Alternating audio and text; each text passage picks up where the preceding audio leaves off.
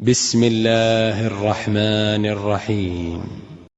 ويسألونك عن ذي القرنين قل سأتلو عليكم منه ذكرا إنا مكنا له في الأرض وآتيناه من كل شيء سببا فأتبع سببا حتى إذا بلغ مغرب الشمس وجدها تغرب في عين حمئة ووجد عنده قوما قلنا يا ذا القرنين إما أن تعذب وإما أن تتخذ فيهم حسنا قال أما من ظلم فسوف نعذبه ثم يرد إلى ربه فيعذبه عذابا نكرا وأما من آمن وعمل صالحا فله جزاء الحسنى وسنقول له من أمرنا يسرا ثم أتبع سببا حتى إذا بلغ مطلع الشمس وجدها تطلع على قوم لم نجعل لهم من دونها سترا كذلك وقد أحطنا بما لديه خبرا ثم أتبع سببا حتى إذا بلغ بين السدين وجد من دونهما قوما لا يكادون يفقهون قولا قالوا يا ذا القرنين إن يأجوج ومأجوج مفسدون في الأرض فهل نجعل لك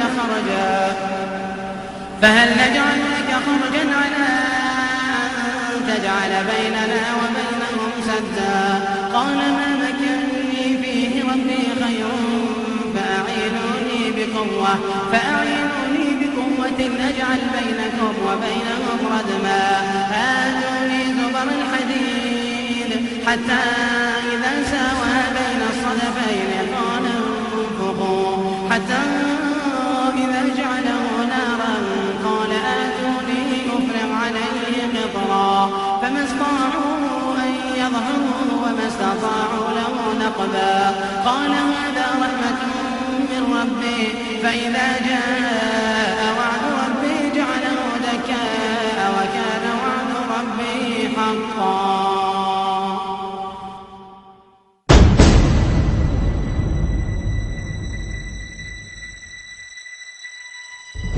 The question there about Dhul Qarnain. Qarn is a horn. So Qarnani, two horns, Qarnain. But Qarn is also an age, an epoch. And that's why he's called Dhul Qarnain, because he lived 2 centuries.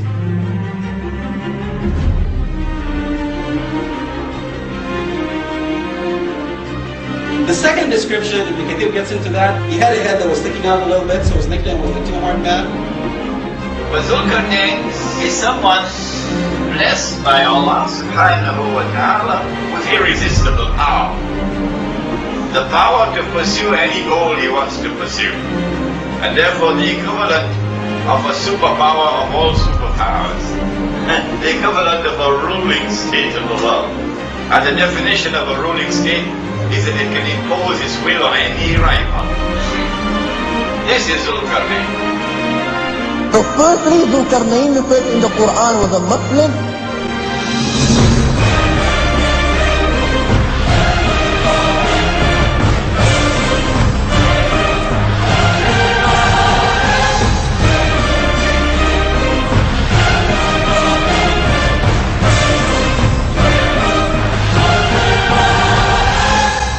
Secondly, Dhul Qarnain was an Arab, and he has been mentioned a lot in their poetry. It is narrated that Dhul Qarnain, when he went for Hajj, he went walking. When Sayyidina Ibrahim alayhi salam heard that Dhul Qarnain was coming for Hajj, Sayyidina Ibrahim alayhi salam went to greet Dhul Qarnain.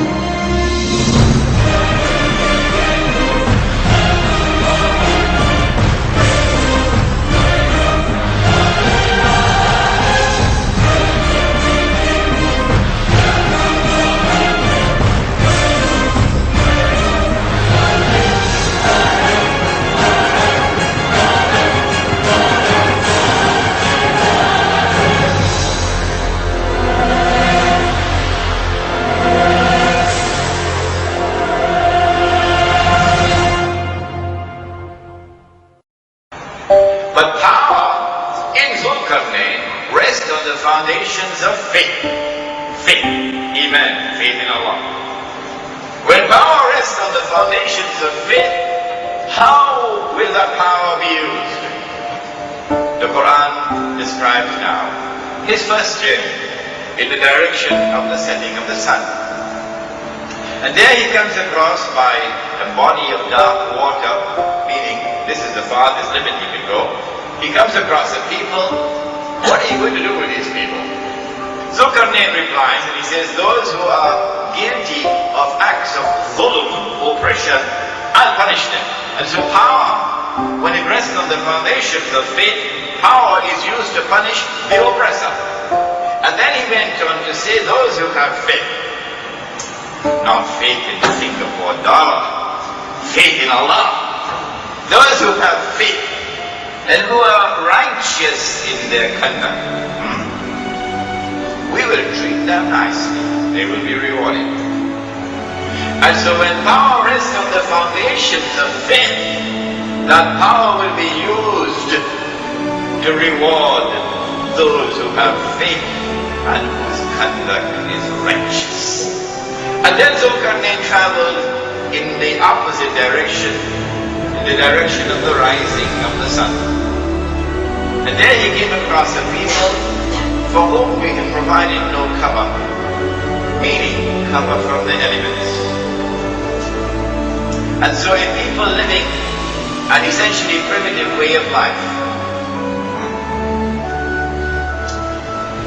When power rests on the foundations of faith, how will power respond to the primitive way of life?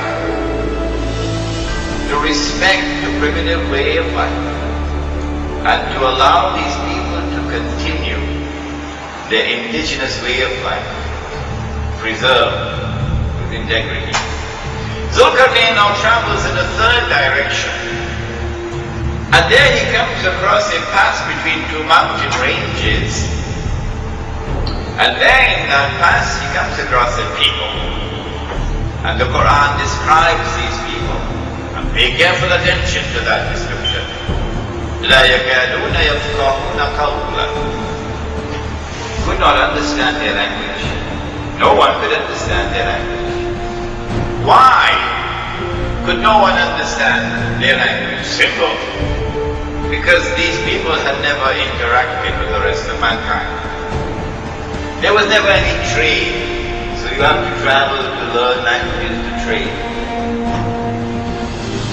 They had never walked on the stage of history like the Chinese civilization, like the Egyptian civilization, like ancient Babylon, like Africa, like Mexico. No. These are people who live essentially like wild tribes. And so they are unknown in history. No one knows their language.